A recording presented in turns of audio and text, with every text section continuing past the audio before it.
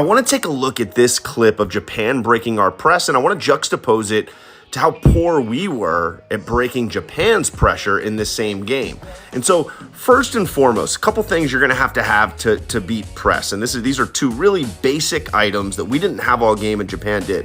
One is you have to have a back line that can move the ball confidently and freely, right, and fluidly, and be able to make these passes really without panicking. And so Japan was unbelievable at this and connecting these backline passes all day long. And if you go through and notice, just quick tip and quick trick that they do is they're constantly engaging defenders, but they're never getting married, right? So they're getting engaged, they're allowing the defense to come to them, but they're confident enough with the ball that they can get rid of it before they get married.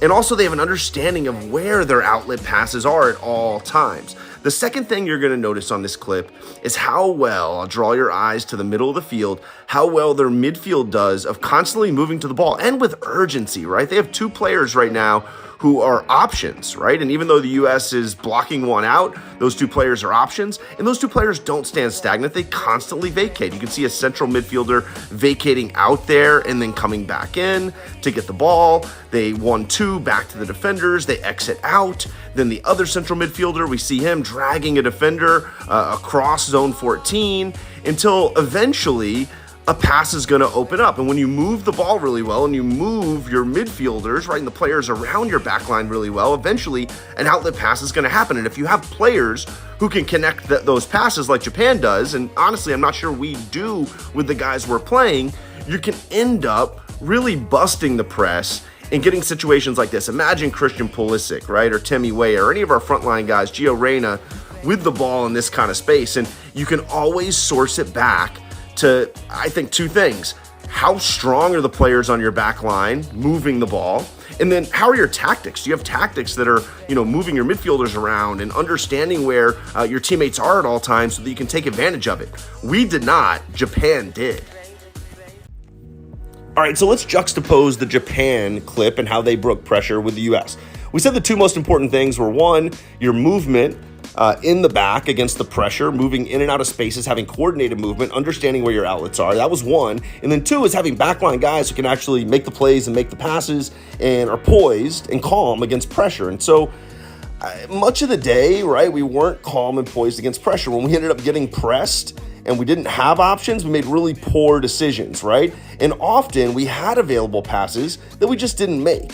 But the more worrisome and troublesome piece here is that our tactics were way off. And let me explain it and show it here, right? And so we move the ball totally fine in the back right here, right? And you can see Long and Zimmerman, yes, they can pass the ball when they're not pressured. They're fine. As soon as they get pressured is when decision-making breaks down. They also, for some reason, didn't make really simple passes often that were available, like this pass out to Vines. Pass to Vines, there's an available player up the sideline. There's some potential 1-2 and triangle action over there that could happen. But we really just missed a ton of opportunities, and our center backs just kind of played monkey in the middle and keep away back and forth with the goalkeeper often. The second, and I think actually bigger issue, is the lack of coherent tactics against the press, right? Our players were often standing around and in really poor spaces, right? And so as this ball's getting moved around here, you see McKennie standing around. We don't have anybody on the left side of the midfield here. Adams kind of standing around. And this is what would happen is, right, we would then need a player to outlet the ball to. And Zimmerman really has no idea. Or maybe, he thinks somebody's supposed to be in the space that's in front of him, but nobody's there. And often this is what happened, right? And so now it's like, okay, Zimmerman, please play long. Make a better decision than this. Nobody is available in the place you're trying to pass the ball to, but we often would make these really, really poor passes. And so, yeah, can our players, break pressure by passing through it? I don't know. I don't have confidence in that. I don't think we should be trying to do that. But more worrisome is, why don't we have tactics against very basic press that allows our players to play through it if they want to? And that's a big problem 2 months out that we really need to fix.